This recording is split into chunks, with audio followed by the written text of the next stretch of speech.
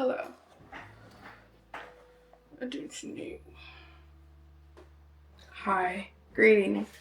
My name is Brittany. Today we are doing a reading vlog. I'm reading this book. It is called The Snowflower and the Secret Fan. It's a novel by Lisa C. But it was a book that was on my bookshelf. It is about two women who are each other's latong. I might be pronouncing that incorrectly. It is based in China. And it's basically like a sisterhood, but a sisterhood for life. So right now, I'm not that far into it, but the book starts off with an older woman. She's like 80 years old, and she is talking briefly about her life. So it's kind of like we're brought to the future, and then we're brought back to the past where the book starts. But it is this older woman, and she is talking about how she's older now and nothing interests her other than the past. And to the point where she's just like, I want to talk about my life because I'm at this place where, one, the people who are in the stories cannot be offended. Nobody can. I'm not technically dependent on anybody. There's no backlash, and she wants to talk about her story. And so she kind of goes over in a very brief manner her life and certain like things that we talk about. A lot of the things that are brought up are by talking about foot binding. This is like China in the 19th century. And then that is like the part, like not part one, but the first part of this book. And then we get introduced to a girl named Lily. Lily, she's in a family. She has older brothers, and like there's obviously hierarchy in a family that is so distinguishable that she's distinguishing them based off of numbers, like numbers of importance. And so there's like aunts and uncles that live with her, and they have like kind of a number of importance in terms of their family dynamic. And so it's very interesting. And one of the main things that she talks about, two things that she talks about, is one, that despite her knowledge of how traditionally her life was supposed to go, she is like pining and looking for and longing for love. Even though she knows that like that's not really essential to her utilitarianism as a woman in the society. And then two, she talks about wanting to be seen. Like her mother, most of her family, mainly specifically her mother, does not acknowledge her. Like she doesn't talk to her, she doesn't speak to her, she doesn't engage with her. And she has this part where she's just like she just wants to be seen, she just wants to be acknowledged. And then it goes to a part in which they are starting this foot binding process. So just a little tidbit, I'm talking about foot binding as though you have a pretense of what I'm talking about, and maybe you do, but if you don't, that's fine. Basically, it was an emperor, their name is on the screen, who went to, this is what I've heard, I could be wrong, but he went to a show, a theater, a play, and he saw this woman with incredibly small feet. And over time, that idea of having small feet became the societal standard and equated to beauty, worthiness, and also had social implications that correlated to women's marriage pursuits depending on how small their feet were. So at certain ages, they like bind their foot so that their foot are like kind of curled in to a certain extent so that they can fit into really small shoes. Obviously, this causes a great deal of pain, but it's kind of like the same elements that I think we can see even in this society of like the expectation of sacrifice, even if it's in pain and like it's just part of the game. And at this point in time, Lily, who we're hearing from, she is 5, and she's starting to like, at first how she speaks is that she was just kind of like coexisting through her family. Like she was just there, she was just a present being. Like there wasn't really, she didn't take much thought to her family. And then one day like everything switches and changes, and she's just like more attentive, and she's like understanding that there's like a level of like jealousy and hierarchy and connivingness to the members of her family. Like not all of them, but it's like any family, they're not perfect. So that's where I'm at in the book. We're not that far in, but it's, yeah. My goal is to finish this book in 2 days. Is that unrealistic? Probably. But we're gonna try. So let me start reading again.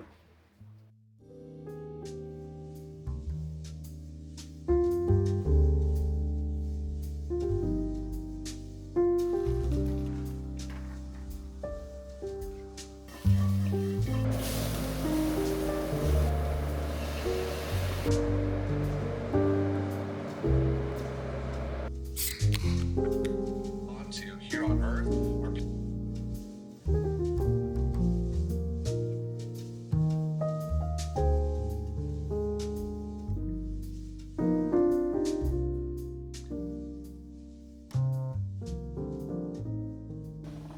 I'm kind of like in the front.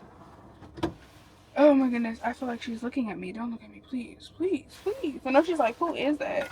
Hi.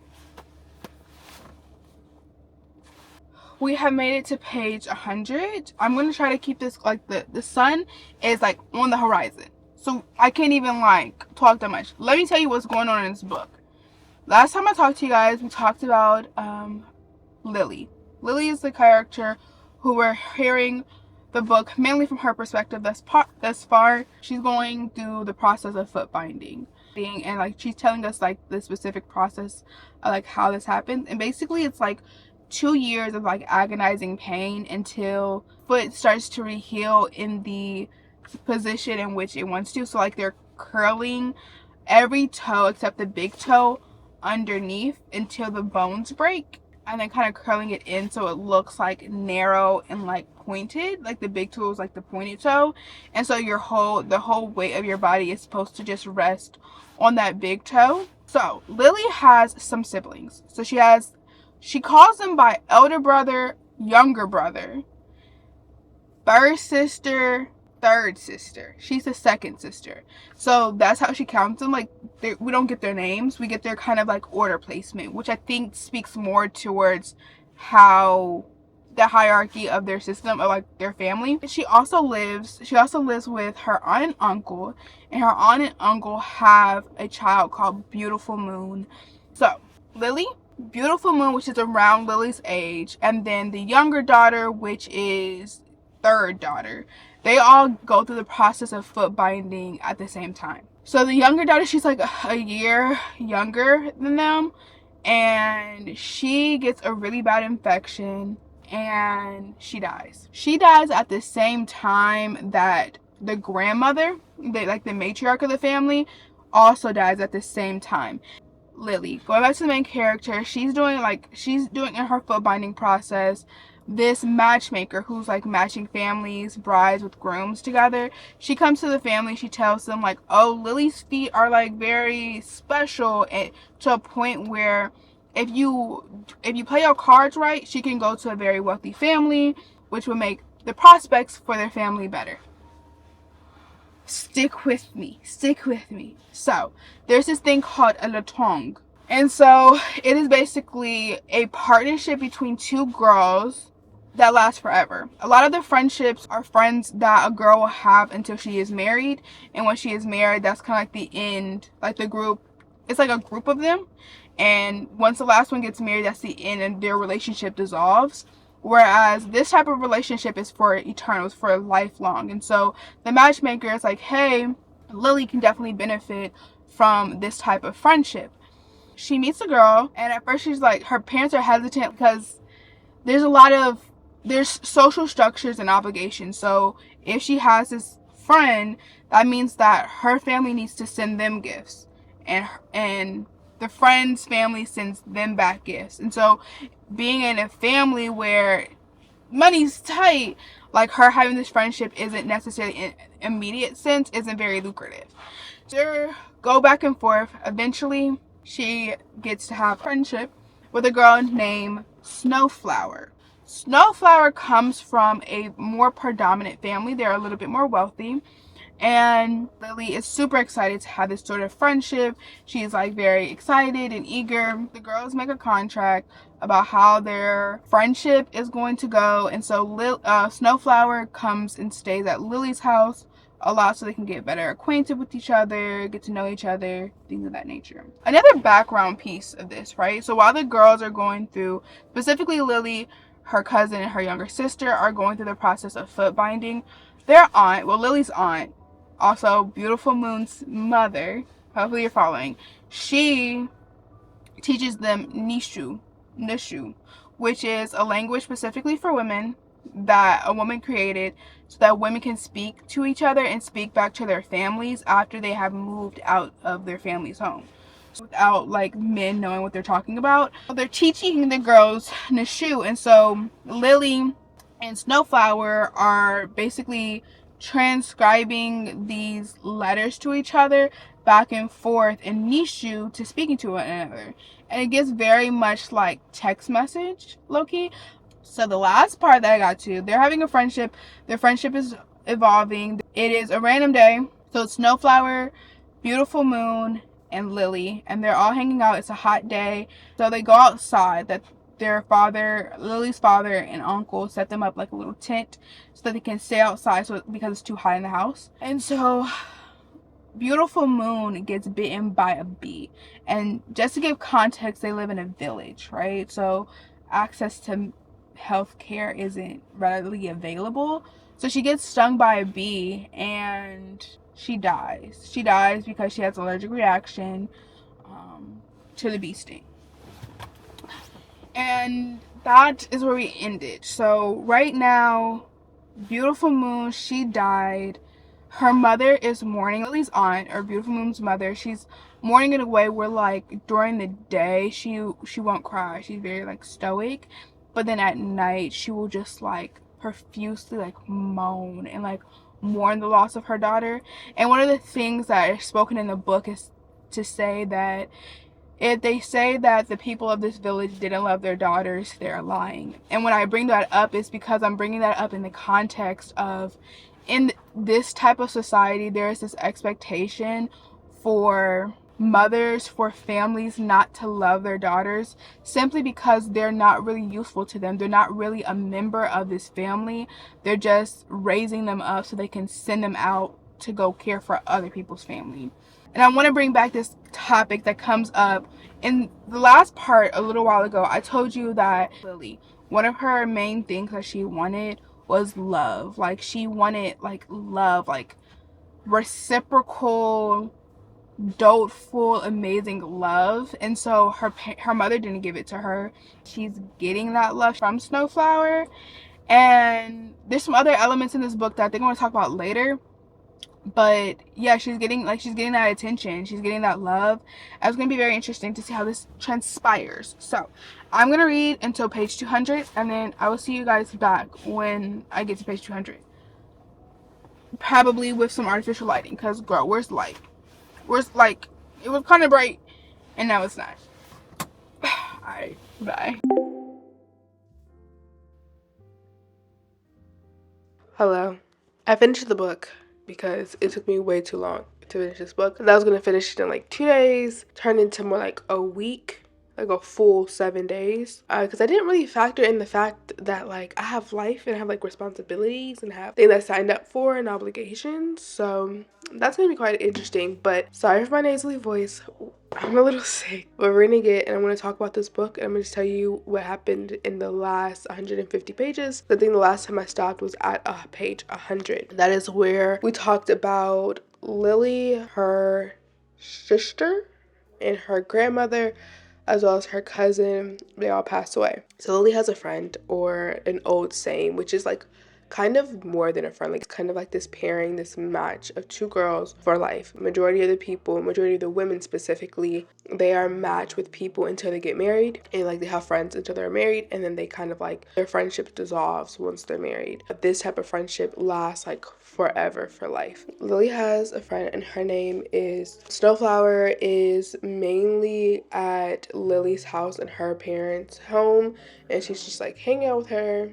There's this lady, let's call her Madame Wong, I believe. She kind of paired these two girls up together and like talked to their family and kind of like orchestrated this match. And getting into, so the book is based off of like segments of their life, and the next segment of their life is they're getting ready to be married to go off to another family's home. And Lily, in the back of her mind, she's always wondered like why she never goes to the Snowflower's home. Like she's heard stories about her parents, she's heard stories about her life, but she's never been there. Lily's mom does ask Madame Wong, like the person who orchestrated this match, like, why is Snowflower always at our house? Why doesn't Lily ever go to her house? And Madame Wong was just explaining to her, technically, like, your Lily's family is at a lower class than Snowflower's family. So you need to basically do more because you're, like, beneath them. Moving on. Lily is getting married to a man who is the relative of a scholar who works for, like, the emperor at the time. She goes, and so how the marriages work, or how it's kind of orchestrated, is one, you don't ever meet your spouse before you get married. Like, you don't meet them, and you go to your family's house. Like, there's this whole rite of passage in terms of it. So it's like 10 days. Brides, they do not eat. You're supposed to always like look at the ground and like not meet people's eyes, just to show that like you're meek and demure. And also, you don't like immediately just move into your husband's parents' house or your husband's home. It's like a slow progression until you move into them at the end of your first pregnancy. So you're kind of teetering back and forth from your family home, or your natal home is what they call it, your family home, and then your new home with your husband's family. So you're kind of going back and forth, but you do go back for what they call conjugal visits. Yeah, fun. Lily marries off, and she's living and like getting acquainted with her new home, her new role as a wife, and more specifically a daughter-in-law. Finally, at this time, Lily gets the opportunity to go to Snowflower's home. She goes to her home because there's this procession before they get married, where they go and they like sing songs and they tell stories through these songs, and it's like singing in sorrow, and they just sit around and they congregate with women of the village. So Lily goes to Snowflower's family home to do so. So she goes there and she notices like something's up, right? Snowflower, in the stories that she has told Lily through their childhood, has been of this family that is like lush and lavish, and everything is beautiful and everything is amazing, right? But when she goes there, the house looks stinted. It looks like it's a big house that could have possibly been grand and beautiful at one point in time, but it looks decrepit and not taken care of and really like lackadaisical. At this time, when Lily goes to see Snowflower in her house, it's just her mother and her father living there, and Snowflower. So Lily is in Snowflower's home, and so Snowflower's mother and Snowflower, they basically hide from her father. He has an opium addiction, and his opium addiction has caused them to basically lose all their wealth, and so they don't have anything. And so Snowflower's telling Lily about a time where her life was very posh, and her grandfather, like, he had concubines, and the house was very lively. It was full of people, but over time, either people died or they left for one reason or the another, and now it's just this kind of like abandoned home that they live in. Their status is like, Snowflower's status is on the way down. And so she said that she is married. She is getting married, but she is getting married to a butcher. And in the society, butchers are seen as unclean people, because they have to kill and process animals. She explains that Madame Wong, the person who orchestrated their what is called Old Same or Latong match, is her aunt, and so she wanted her niece to secure a friendship on somebody who was kind of moving up in their social mobility, because Snowflower was moving down in her social mobility. Lily was moving up simply because of her feet. So Lily, at this time, she's at this place where she's trying to console her. She really doesn't know how, and she's also stunned because she's just like, we are supposed to be the equivalent of, I guess, in Western society, like best friends, right? Best friends who have shared so much like intimacy, not sexually explicitly, but a lot of intimacy between us two, and you kept this whole part of your life away from me. So she's kind of a little bit stunned, but she's just like, hey, like, you still my dog, we still gonna be friends. And so she kind of helps her get prepared to get married. In Lily's side, so she goes home, she gives birth. They both have children, the first child around the same time, and they're both boys, which is amazing, which is great. For Lily, it's great because it really actually solidifies her position in the family, because if she had just a whole bunch of girls, not ideal. Lily marries into the Liu family. She marries into the Liu family. The uncle of her husband is a scholar for the emperor. He was the scholar for Emperor 2, and Emperor number 2 died. So Emperor 3 came in and cleared house, and they were just like, okay, what are we gonna do? They don't have income, and tough times are getting tougher. Things are getting tight, you know? And when things get tight, the atrocities towards women gets worse, right? They're kind of like pinching pennies, trying to get it together. And Lily's husband comes to her and says, hey, I have an idea. I'm going to take the rest of your dowry, I think, and I'm going to go to basically this very, very dangerous place and buy salt, because everybody needs salt, and we become a salt dealer. And she's just like, don't want you to do that. But he's just like, yeah, I'm going to go anyway. I'll see you in a few months. He goes off, leaves. Lily's husband finally comes back. He has salt. And long story short, he sells the salt. They got money and everything's cool, right? Everything is cool. In Snowflower's world, she is consistently like having babies, but her second and third pregnancy ends in a miscarriage of 2 baby girls, which everybody's like, oh, no harm, no foul, like, whatever, like, let's move on. The way Lily consoles Snowflower in this loss of her two children, she's just like, oh, okay, like, tough. I'm paraphrasing. She's like, tough, but, try again for a boy, And so it's very stinting of like loss, because it's like minimized. They're so close. They're like so close friends. They try to see each other as much as possible, even though based off of their statuses that they have, they really shouldn't be interfering or having a friendship with one another, because like I was saying before, like the butcher, her marriage to that, it's not her ideal because it's seen as unclean, and they still regardless still push on with their relationship and their friendship of seeing each other, sending each other letters and issue X, Y, and Z. So I need to trudge this along a little bit. Life goes on, they have more kids, and certain things are happening. 2 things happened specifically. So they both have 1 daughter each. They have a couple of sons, but both of them have at least 1 daughter. And they have a yellow fever. Is that the typhoid fever? The yellow fever comes into each respective villages and really messes things up. Everybody starts dying. A lot of people start dying. Like a lot of like whole families start dying. Her mother-in-law dies, and she becomes Madame Lou. She's the matriarch of the family because she is married to the first son. Lily's parents, her biological parents, also pass away. And then in Snowflower, for her, a lot of people have died in the village that she lives in, but her mother-in-law is still alive and well and causing issues, causing problems, stirring up trouble. You know what I mean?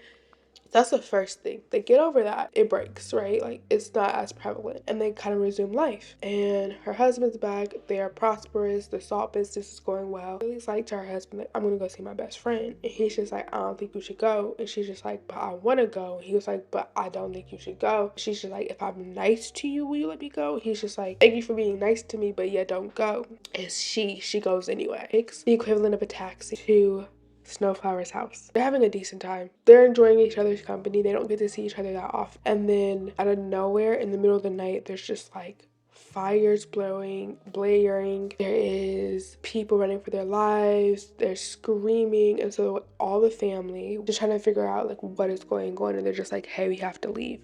They pack whatever they have on their backs. They packed as much food as they can into a wagon. Everybody gets in the wagon. The only daughter, who her name is named after Beautiful Moon, the cousin. Her name is Spring Moon. They carry along until they can't carry along anymore. And Snowflower and Lily also get out of the car just to make it lighter so they can keep going. And then they're walking forever until they get to a point where they have to climb up a mountain. They cannot take the wagon with them and everybody has to get out. So everybody gets out, piles on all the food and stuff that they have like on their backs, and they're walking uphill, trying to get away from their village because a rebellion has happened. But thing about walking, so they're hiking. 1, it's snowing. 2, they do not have the appropriate clothes. And 3, And most importantly, their feet are bound.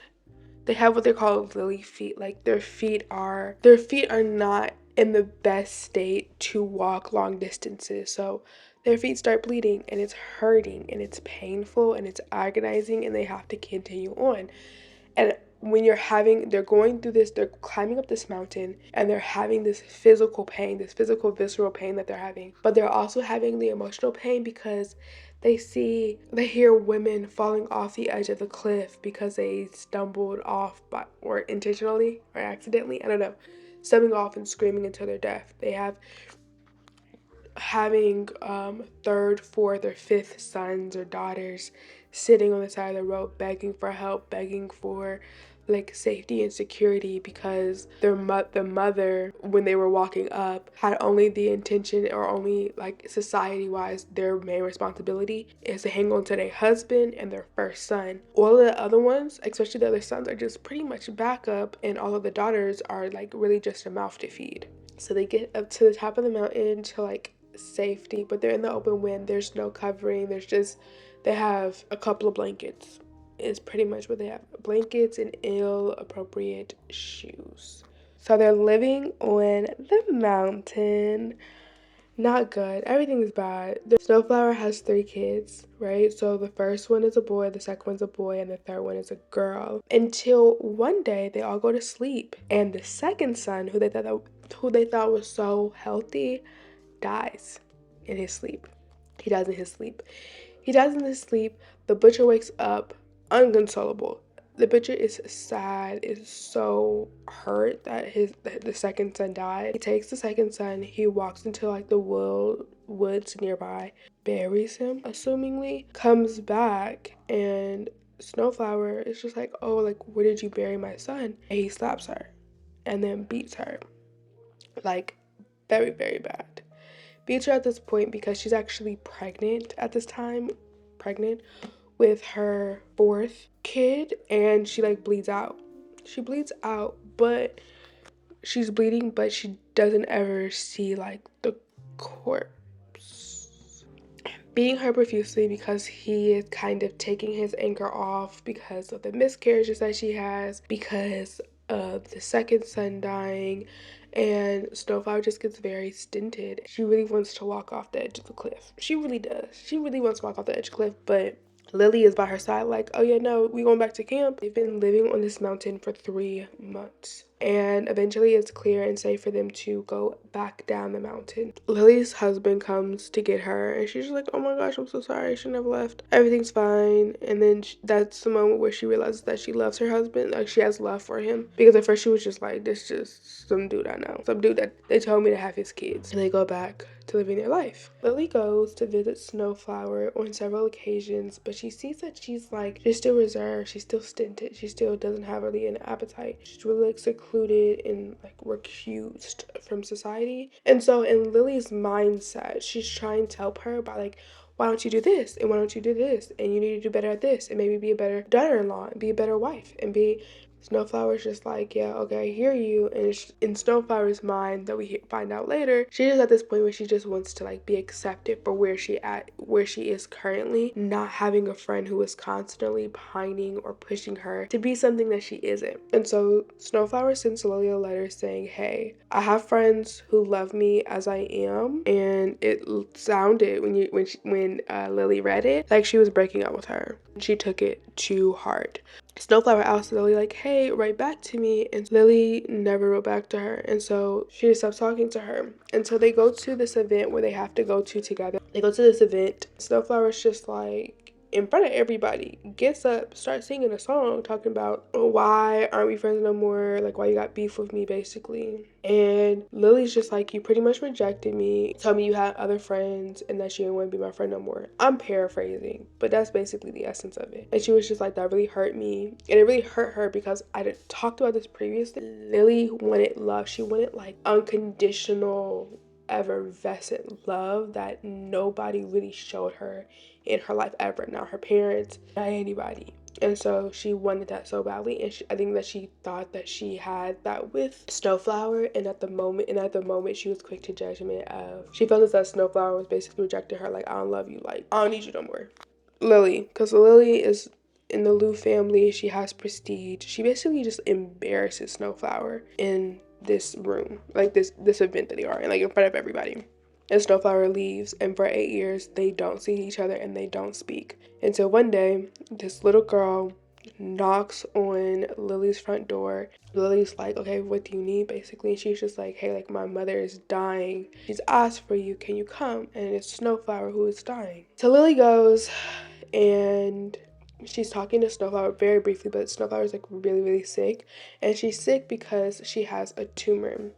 She has a tumor in her like uterus, is my assumption. It's like how they explain it. And she's about to die. And so Lily is making the correlation that her uterus has failed her because so many miscarriages, which which resulted in her husband beating her and using that as as a reason for his abuse. And girl, he had the nerve. When Lily came to the front door, he was just like, I can't bear to see her suffer, were the first words he spoke to me after 8 years. And that's the butcher talking. And it's just like, you can't bear to see her suffer when it's not at your own hands. That's crazy. That's wild. Snowflower tells Lily, like, hey, like, my love for you never ceased. Like, it didn't go away. Snowflower is like apologizing at this moment, and Lily's just trying to like comfort her and console her. And then she does pass away. Lily basically went the rest of her life just filled with like regret about how the situation transpired, of how she acted, how she behaved. Yes, so she did take on the responsibility of caring for Snowflower's children. So she orchestrated a match where Snowflower's grandchildren and Lily's grandchildren like married each other. And it was like a consensus of like at the end of the day, like our bloodlines are rushing through the same family because we kind of merged them together. And that's basically how the book ended. And it ended with going back to how the book started, where Lily is 80 years old, talking about she lived for too long. And when you live long, like one of the things that you have to deal with is people dying around you.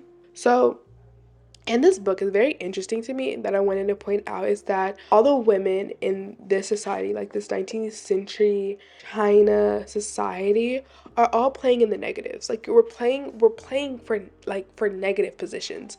And the only way for you to get to a place of neutral or like zero is for you to kind of be the first wife of the first son to have nothing but son and to be pious, like to have piety, demure, be very so humble, and let people walk over you. And that allows you to get to zero. That is my consensus for this book. I give it a 4 stars. Thank you guys for so much watching. I will see you guys tomorrow. Bye.